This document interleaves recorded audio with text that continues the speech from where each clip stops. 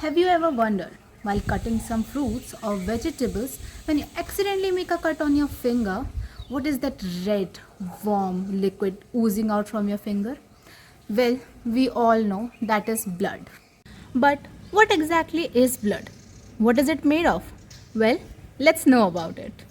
Well, blood is a vital connective tissue made up of cellular components and plasma components. And these cellular components include our erythrocytes, which are red blood cells, leukocytes, which are white blood cells, and our platelets. But what about the plasma component? Well, it is just the plasma. Well, let's understand these components.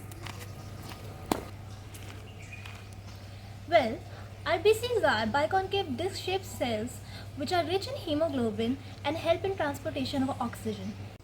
WBCs are the cells that help in the primary defense mechanism of the body that fights against the foreign pathogen in our body. As for the platelets, they are the cell fragments of the blood which helps in clotting during an injury. And for the plasma, it is just a cell-less and a colorless part of the blood. Well, now you know about blood. Blood is a vital part which helps in the transport of nutrients and oxygen. But do you know it is not same in every person? And this variation in blood form the basis of the concept of blood groups. Well, let's know how this phenomena was discovered. It all began with a man named Karl Steiner in the University of Vienna back in 1900s. He discovered that some blood transfusions were successful, while some were deadly. He observed that some blood transfusion patients were having a negative impact on their body, and he wondered, what was it? Why was it happening? He then started collecting different blood samples from different individuals, and then he separated the serum out of all that blood. Serum is basically plasma without fibrinogen and the other proteins which helps the blood to coagulate. He mixed the RBC of one person with the serum of another person and observed that sometimes they clumped together and sometimes they did not. This meant that the serum consisted of a specific substance which is known as Antibody! which reacts against the specific molecules present on the surface of the RBC which is known as Antigen! When noticing these patterns, he discovered three distinct types of blood groups, A, B and O, and AB was later discovered by his students. For his discovery of blood groups, he was awarded a Nobel Prize in Physiology or Medicine in the year 1930.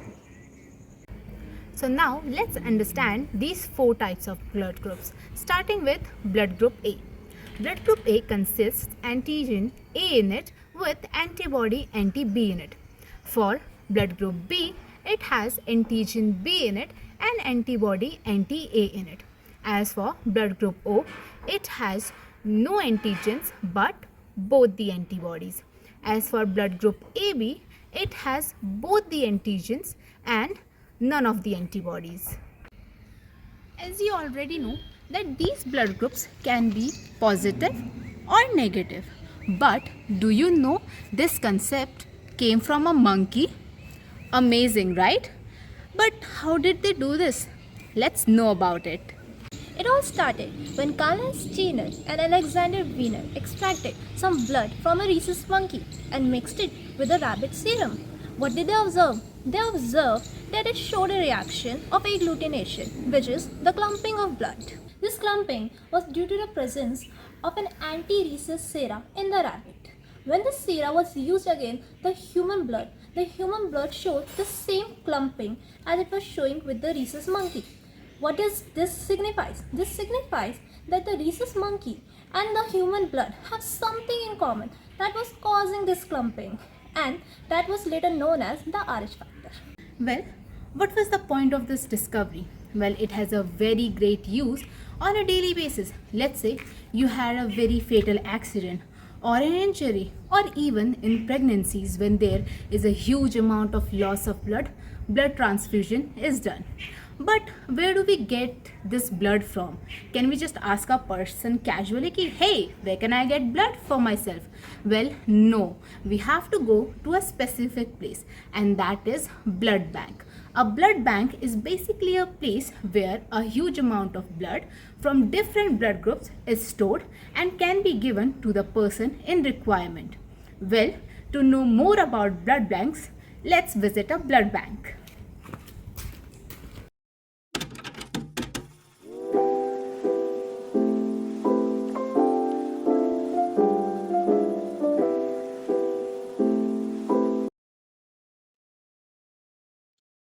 This is the blood bank of District Hospital of South.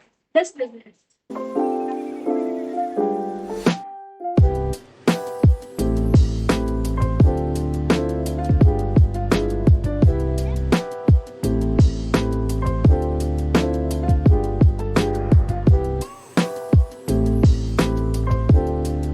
Blood groups. So here we are at the Delhi Hospital Blood Bank. So let me introduce you to our madam who will be telling you about all the questions. Ma'am, please आप अपना introduction दीजिए. मेरा नाम प्रियंका जैन है। मैं यहाँ district hospital blood bank में और पैथो में मैंने करीब 2014 से पोस्टेड हूँ और अभी कंटिन्यू यहाँ पे काम कर रही हूँ एज अ लैब टेक्नीशियन। मेरा नाम विनीता सिंह है और मैं न्यू पोस्टेड हूँ। मैं अगस्त 2025 से DH में लैब टेक्नीशियन की पोस्ट पर काम कर रही हूँ। So let's start with our first question. Ma'am, मेरा पहला क्वेश्चन आपसे ये है कि आप इस ब्लड बैंक में जब से आई हैं, आप इस ब्लड बैंक को कैसे ऑपरेट करते हैं, इसे कैसे चलाते हैं? ऑपरेट करने के लिए तो मैं ये बोलूँगी कि हम आपसे ही लेके आपका ही खून से किसी और की मदद करते हैं, तो खून के बदले खून की मदद होती है। अब जैसे कोई आता है उससे लेके हम स्टॉक बनाते हैं और जो हमारे पास रखा होता है वो हम पेशेंट को इशू करते हैं। और फॉर एग्ज़ाम्पल कभी कोई किसी के पास नहीं होता है तो हम लोग डोनर भी अरेंज कराते हैं।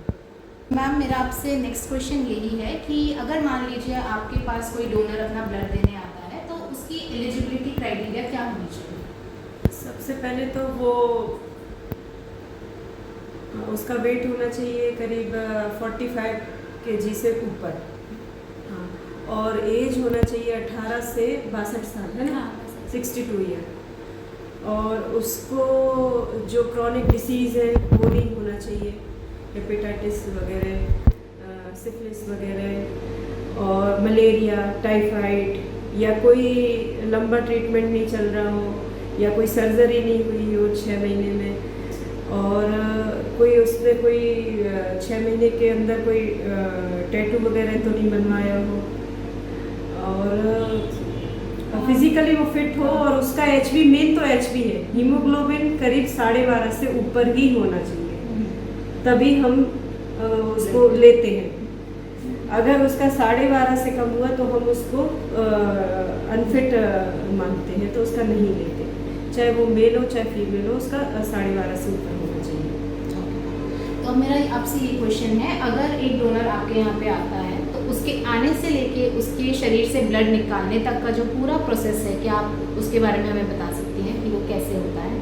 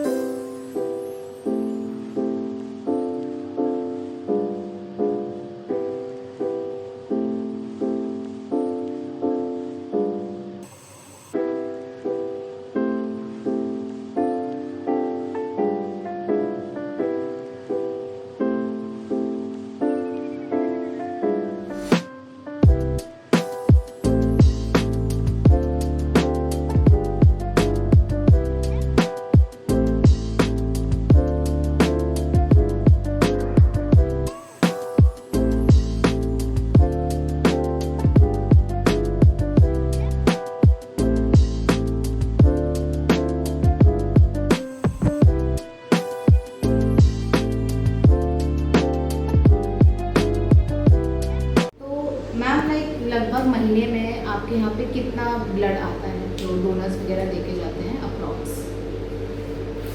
अप्रोक्स तो बोलना चाहिए, जैसे अभी ऑफ सीजन चल रहा है तो अभी तो बहुत ही कम हो जाता है स्टॉक, लेकिन पर डे मान के चलो 13 से 14 ब्लड आता है लीटर्स में? हाँ, लीटर्स में नहीं, पर है हाँ।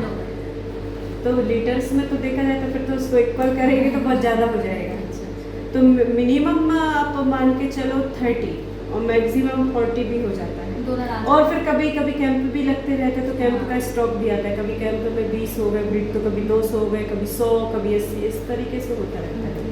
तो आप ये जो ब्लड कैंप्स है वो कितने ओकेजन में करते हैं, कब? वो तो डिमांड पे, जैसे किसी को आपको ही कैंप लगाना है तो आप मुझे डिमांड लेटर बनाएंगे, भेजेंगे, फिर हम लोग और डेट देंगे तो हम लोग अपनी टीम ले जाके पहुँच जाएंगे कहीं भी हो, सागर जिला में कहीं भी हो। हमारी बस है, हम लोग बस से चले जाते हैं, उसमें सारी फैसिलिटी रहती है। अगर आपके पास रूम है तो वहाँ करा लेते हैं, नहीं है रूम तो बस में 2 काउच वगैरह रहते हैं तो उसमें हो जाता है। ऐसे कोई गिल्टी है मतलब? हाँ हाँ। लाइक मैम आपके यहाँ पे सबसे कॉमन ब्लड ग्रुप कौन सा आता है और कौन सा सबसे रेयर ब्लड ग्रुप आता है? सबसे पहले तो कॉमन O पॉजिटिव ही रहता है और रेयर में तो AB नेगेटिव ग्रुप तो रेयरली बहुत ही कम स्टॉक रहता है। और वैसे भी नहीं, O नेगेटिव AB नेगेटिव सारे ग्रुप जो है 100 में से 20 ही लोगों के रहते हैं, लेकिन हमारे पास स्टॉक बना रहता है, बना के रखते हैं, उसकी कमी नहीं आती। करते हैं उसकी सेफ्टी और उसका कलेक्शन मेंटेनेंस वो आप कैसे करते हैं, किस तरीके से? जैसे मैंने डॉलर का लिया तो उसका तो सबसे पहले अगर उसका टेस्ट नेगेटिव है, सारे टेस्ट भोपाल से भी नेट टेस्टिंग जो होता है और अपने यहाँ, तो फिर उसका सबसे पहले हम लोग कंपोनेंट बनाते हैं। कंपोनेंट में FFP वगैरह बनाते हैं जो कि अपने यहाँ फ्रीज है, जो कि -डिग्री वाले 1 साल तक उसमें सेफ रहता है FFP वगैरह। और जो ब्लड है तो ब्लड का PRBC जो बचता है वो 2 से 8 डिग्री टेम्परेचर में करीब 4-5 फ्रिज है तो उसमें टेम्परेचर मेंटेन करके उसको प्रिजर्व करके रखते हैं। और रही प्रिजर्वेटिव ऑलरेडी उसमें बैग्स में रहते ही है, जिसकी एक्सपायरी सेगम वगैरह CPDA वगैरह रहता है जिसकी 42 या 35 डेज होती है। ये आपके यहाँ पे ब्लड की शॉर्टेज हो गई या फिर कोई इमरजेंसी सिचुएशन आ गई कि बहुत ब्लड चला गया या बहुत सारा ब्लड एकदम से चाहिए, तो फिर आप उस चीज़ को कैसे टैकल करते हैं? वैसे तो मोस्टली हम लोग स्टॉक जो होता है मिल नहीं करते, इमरजेंसी में तो 2 से 3 यूनिट सारे ग्रुप के बचा के ही रखते हैं। फॉर एग्जांपल कोई एक्सीडेंटल केस आ गया, कोई डिलीवरी वाला आ गया तो उसको तो तुरंत ही देना पड़ेगा ना, उसके लिए वेट तो कराएंगे नहीं।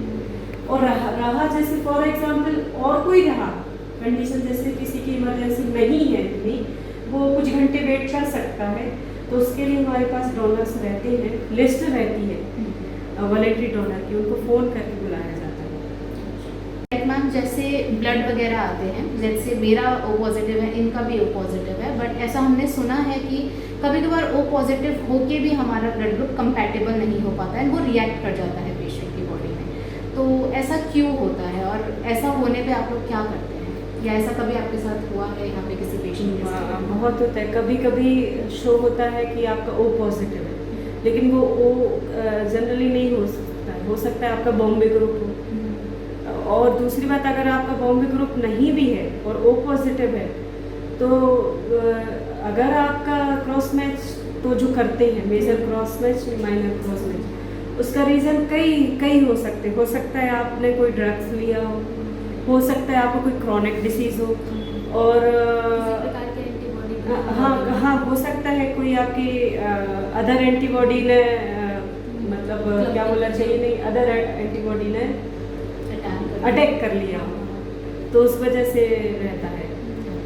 आपकी अब तक की जर्नी 2014 से लेकर 2025 कोई ऐसा केस आया है जो बहुत ही ज़्यादा सिग्निफिकेंट है एंड उसने काफ़ी एक इम्पैक्ट छोड़ा हो आपके इस करियर में?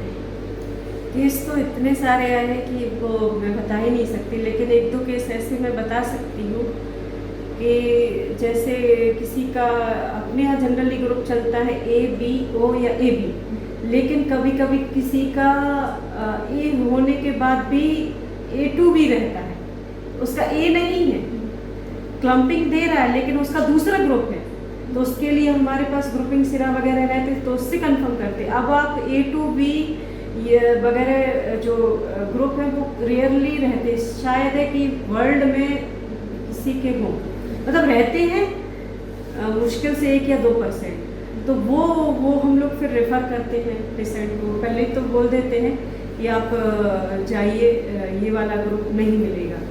अब वो भी परेशान होते हैं, तो फिर उसकी तो व्यवस्था फिर वही स्टाफ वाले देखते हैं, मतलब जहाँ पेशेंट एडमिट है फिर वो देखते हैं, उसका साफ साफ लिखते हैं ग्रुप इज़ नॉट कन्फर्म। तो एक तो केस ये हो गया कि उसका ग्रुप ही कंफर्म नहीं होता है कि उसका A है या A to B है, और दूसरा केस कभी कभी ये होता है कि क्रॉस मैच नहीं होती है। तो कभी कभी अगर अपन ब्लड इशू कर दो तो पेशेंट में रिएक्शन बहुत देखने को मिलते हैं। अब वो रिएक्शन ऐसे देखते तो डर लगता है कि भैया ऐसा क्या हुआ। कभी कभी मतलब जानलेवा तो नहीं हुआ, लेकिन रिएक्शन बहुत ज़्यादा हो जाते हैं तो इसमें हम लोग डर जाते हैं कि एक्चुअल हुआ क्या था, क्योंकि ना तो वहाँ मतलब जो ट्रीटमेंट जहाँ चल रहा है वो भी नहीं बता पाते हम लोग भी। हमारे यहाँ से तो 100% रहता है, लेकिन सामने वाले का नहीं रहता है, तो फिर हम लोग कन्फ्यूज़न में रहते हैं।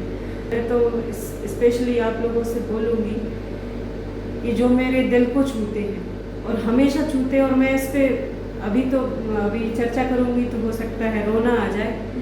हमारे यहाँ थैलीसीमिया के केस बहुत बढ़ रहे हैं, इतने बढ़ रहे हैं कि मैं खुद एक मदर हूँ, मेरे भी 2 बच्चे हैं।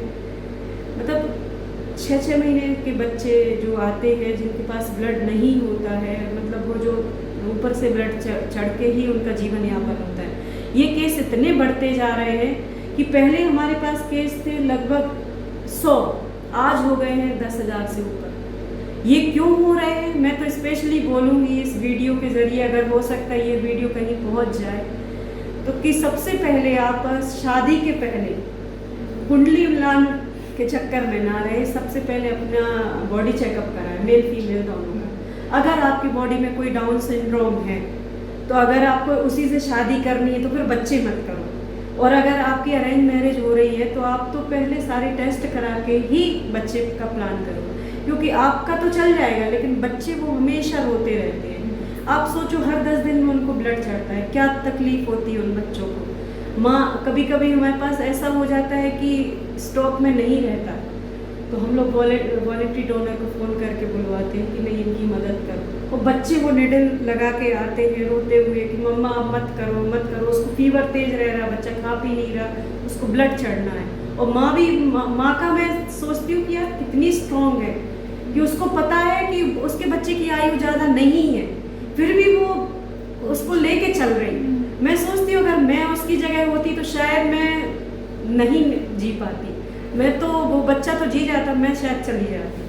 मैं तो ये कह रही हूँ कि थैलीसीमिया के केस को कम करने के लिए या सिकल सेल एनीमिया के केस को कम करने के लिए आप सबसे पहले कुंडली मिलान के चक्कर में ना रहें, मेल फीमेल का ब्लड टेस्ट कराएं, और कोई डाउन सिंड्रोम होता है तो आप पहली बार तो शादी ना करें, और शादी करना है तो बच्चे ना करें, क्योंकि बच्चे बहुत परेशान रहते हैं। हमारे यहाँ थैलीसीमिया के पर डे करीब 30 से 40 केस आते हैं, और सोचो वो बच्चों की आयु कितनी रहती है, जब तक आपका ब्लड चढ़ेगा जिंदा है, नहीं चढ़ेगा तो ऐसे कई केस हुए हैं, कई पेशेंट जिनकी डेथ हो चुकी, जो हम लोग एक उर्वशी काव्या हम लोग ब्लड इशू करके रखे, बोले आया नहीं 2 दिन बाद फ़ोन किए, बोले उसकी डेथ हो गई। तो हम लोग को तो ऐसी तकलीफ़ होती है कि मैं तो सबके सामने नहीं रो पाती, मैं अकेले में आके रो लेती, क्योंकि मैं इस चीज़ को पहले भी फेस करती थी, लेकिन जब से मैं खुद माँ बनी हूँ तब से ये चीज़ मुझे इतनी चुभती है कि मैं थैलीसीमिया वालों को तो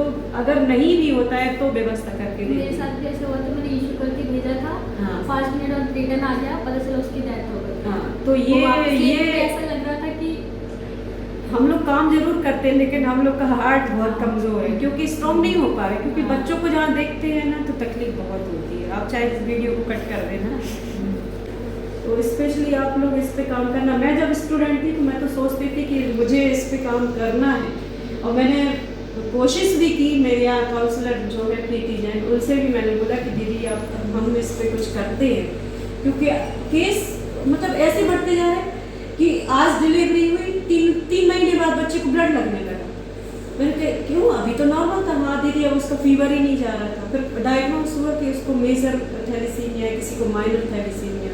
तो ऐसा लगता है यार, पहले उन्हें खुशियाँ मनाई बच्चे होने की, अब फिर वो 2 महीने बाद बस हर महीने आते, कभी महीने में 3 दिन आ जाते, तो कभी 5 दिन आ जाते। तो हर बार और कई किलोमीटर दूर से आते सिर्फ ब्लड चढ़वाने। तो आप लोग स्पेशली इस पे काम करना और एक्शन लेना, और मेरी मतलब गुजारिश है कि आप लोग थैलेसीमिया पे काम करके इस चीज़ को कम करने की कोशिश करें। केसेस बढ़ रहे हैं, उसकी परसेंट कम होना चाहिए, परसेंट बिल्कुल कम नहीं हो रहा है। अगर हमारे एक बच्चे को थैलेसीमिया है तो हमें दूसरे बच्चे पे सोचना चाहिए, लेकिन यहाँ पे जो पढ़े लिखे लोग नहीं रहते वो दूसरा भी कर लेते। एक देख के तो तीनों बच्चे थैलेसीमिया वाले, अब सोचो वो लेके आते हैं, तो हम लोग तो सोचते कि यार देखो खुद तो जी रहे हैं, वो भी तड़प तड़प के जी रहे हैं। encourage करेंगे कि वो अपना ब्लड डोनेट करें, क्योंकि आजकल का जो यूथ है हाँ। वो यूजुअली हमें पता है नशे में धुत है या स्मोकिंग वगैरह कर रहा है। हाँ। बट अगर उसी यूथ को आपको ये बताना हो कि आप ब्लड डोनेट कीजिए दूसरों की हेल्प करने के लिए, तो उनके लिए आपका क्या मैसेज होगा? मैं तो सबसे पहले मतलब मैं काउंसलिंग जब करती हूँ तो जो देने के लिए नहीं आते वो दे देते हैं, मैं उनको इतना ज़्यादा प्रमोट करती हूँ। पहली बात तो जब हम ब्लड देते हैं तो देने से मतलब मैं जब प्रमोट करती हूँ तो उसको बोलती हूँ कि सबसे पहले आपका ब्लड जो हार्ट अटैक है, हार्ट अटैक से आप बच जाओगे। और आपके अंदर वैसे भी हमारी आरबीसी की लाइफ स्पैन टाइम 120 डेज होता है, तो मैं उसको बोलती हूँ 120 दिन बाद तो वैसे ही ख़त्म हो जाएगा ब्लड, तो तुम डोनेट कर दो। जब फेंकने से तो अच्छा है किसी को दान दे दो। मैंने अभी जस्ट एक को बोला था, किसी पेशेंट को सांप ने काट दिया था, वो डोनर तैयार नहीं था, मैंने इशू करके भी रखा। तो मैंने यही बोला, आप वो कहता है मैं मजदूर हूँ, मैं तो स्वस्थ नहीं हूँ। मैंने कहा मजदूरी तुम भी कर रहे, मजदूरी मैं भी कर रही हूँ, बस फर्क इतना है तुम खेत में कर रहे हो, हम लोग यहाँ पे कर रहे हैं, काम तो सबका एक जैसा है। और उसको प्रमोट करने के लिए बहुत कोशिश करती हूँ कि भैया कुछ भी नहीं होगा, आप बल्कि और स्वस्थ हो जाएंगे और अच्छा फील करेंगे। जब हमारे शरीर से पुराना ब्लड चला जाता है तो जो फ्रेश ब्लड बनता है तो उससे हमारी स्टेमिना, इम्यूनिटी डबल होती है। आप लोग भी कभी रक्तदान करके देखना, उस टाइम जैसे दोगे तो फिर आपको ऐसा लगेगा कि मेरे शरीर से सब कुछ निकल गया है, अब नया खून बन रहा है, तो हमारी जो एनर्जी है ना डबल हो जाती है। तो यही सब बातें करके मैं लोगों को प्रमोट करती हूँ। मोस्टली 90% तो एग्री हो जाते हैं, जो 10% होते कि वो ठान के आते नहीं देना तो नहीं देना, तो उनको कुछ नहीं कर सकते।